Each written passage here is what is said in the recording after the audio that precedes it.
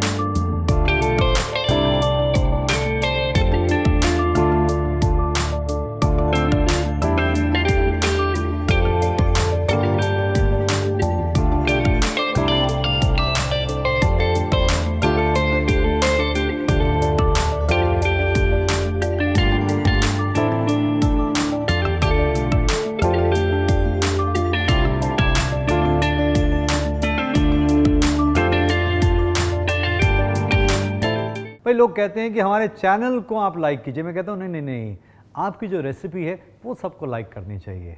हम चाहते हैं कि आपका खाना बढ़िया बने। आप जब हमारी रेसिपी बनाएं वो दूसरों के साथ में शेयर करें। जी हाँ, असली नॉलेज शेयर करनी चाहिए। पास कीजिए उसको।